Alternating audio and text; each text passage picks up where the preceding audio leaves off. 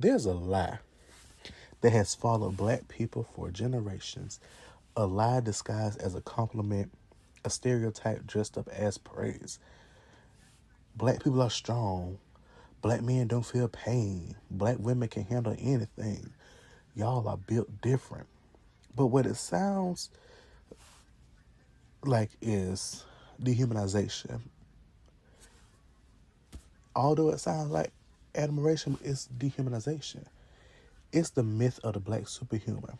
The idea that we're naturally tougher, naturally stronger, naturally more resilient, naturally less affected by trauma, naturally able to endure what would break anyone else.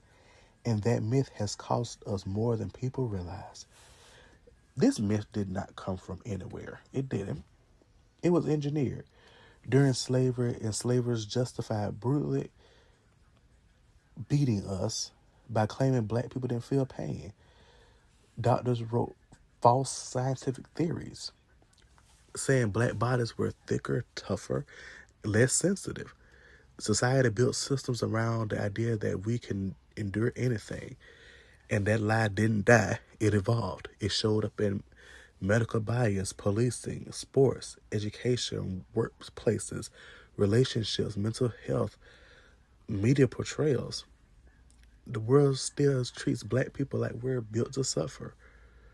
And that's one thing I hate when it comes to black people and when it comes to everyone else. They always expect us to be tough. And when it comes to like black women, they hate black women but expect black women to sit up there and uplift them, be the ones that be the shoulder they need to lean on. And then what gets me is you hate the black woman, but you still look for a black woman to take charge. You still look for a black woman to basically handle everything. Let's look at Kamala Harris. People are now saying, "Oh, why y'all just didn't vote Kamala? Why didn't y'all just vote Kamala?" I'm like, no, I voted for Kamala, but it's the fact that people didn't vote for her because of her laugh. You know, they was so deeply affected by the laugh. But having a president who is in the files numerous times and who has had countless things come out about him, they're fine with that. But a laugh, what's the problem? And then it's like somebody said, we need Kamala in the seat. No. We don't need her in the seat now. We don't. Not right now. Not right now, we don't. Get her in there 2028. Go ahead and let her 2028 get her in that seat. But then I don't want that to happen because I already know what's going to happen. Everything is going to start falling apart and they're going to blame the black woman because they don't have any sense that God gave them. But I still want it to happen though, because one thing I know is Kamala's a fighter. Kamala's a fighter. She's gonna fight, and she knows her business. She does. So I don't know, but to the people that saying we need Kamala now, don't look for the black woman to save y'all now. Don't look for the black woman to save y'all now. Y'all did what y'all did. Y'all didn't want Kamala. Y'all didn't vote for her because she laughed too much. She didn't do this. She didn't do that. Y'all didn't want her because y'all couldn't find out her policies. And it's like, if you do a quick Google search, her policies are right there. But we all know how y'all are, though. We all know. And you see it everywhere. In healthcare, black patients' pain is taken less seriously. Black women are more likely to die in childbirth because doctors assume that they're fine. Black kids get labeled as strong instead of hurt. In policing, officers claim black people are just superhumanly strong to justify excessive force. It's written in reports. It's used in courts. In sports, black athletes are praised for natural talent instead of discipline and intelligence. They're pushed to play through injuries and they're treated like machines and not humans. In relationships, black men are told to man up. Black women are expected to be the strong black woman even while they're breaking. Vulnerability gets treated like weakness. In media, we're superheroes or villains, rarely humans. Invincible or dangerous, powerful or threatening. Never soft, never fragile, never allowed to be complicated. And that myth strips us of humanity. Let me go back to the healthcare for a second.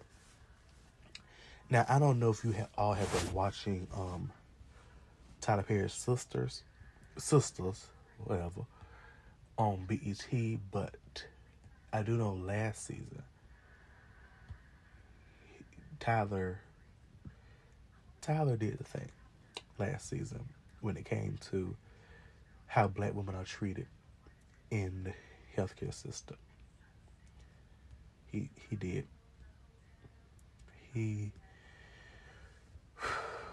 Karen finally had her babies. She finally had them. But to give you the short story, one with her and Zach passed.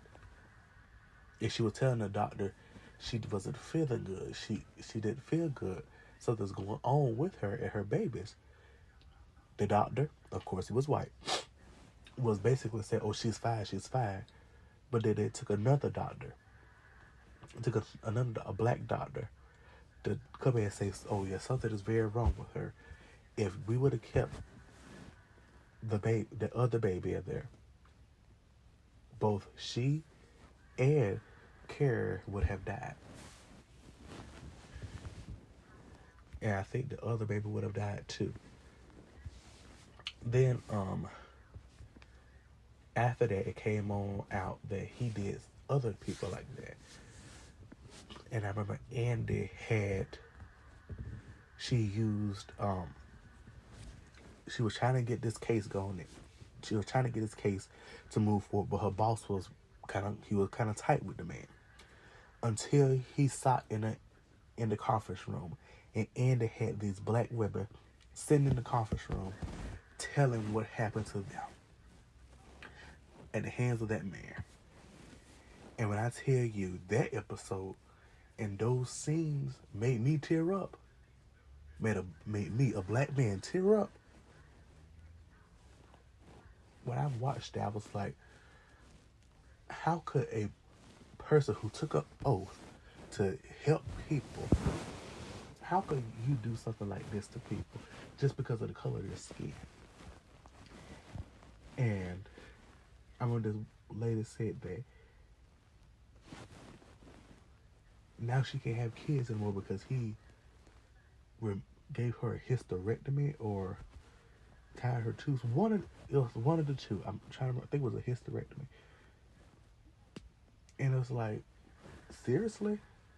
Really? What did you do? Why are you doing this to these women? And all I know is, last we saw was that the case is going forward though. So I'd love to see how they do it this season. I'd love to see how they do it this season.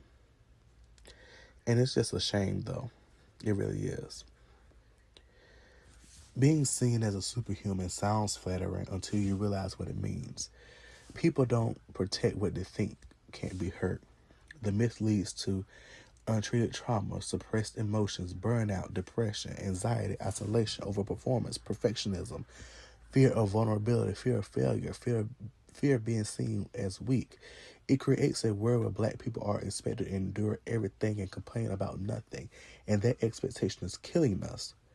Black people aren't just surviving trauma.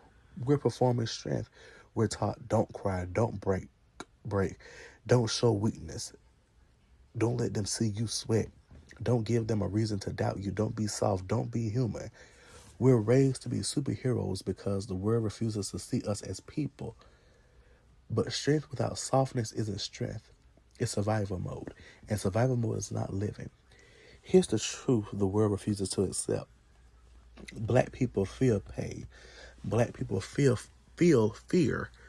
Black people feel heartbreak. We feel exhaustion. We feel overwhelmed. We feel vulnerable. We feel every single thing. We're not superhuman. We're human, and that should be enough. Breaking this myth means giving ourselves permission to be soft, emotional, scared, tight, imperfect, sensitive, honest, vulnerable, human. It means letting go of the idea that we have to be invincible to be worthy. And it means redefining strength as truth, not performance. It means saying, I don't have to be a superhero to deserve care. The myth of the black superhuman was never meant to uplift us. It was meant to justify our suffering. But we are rewriting that narrative. We're choosing humanity over heroism. We're choosing softness over survival mode. We're choosing truth over stereotypes. We're choosing healing over endurance.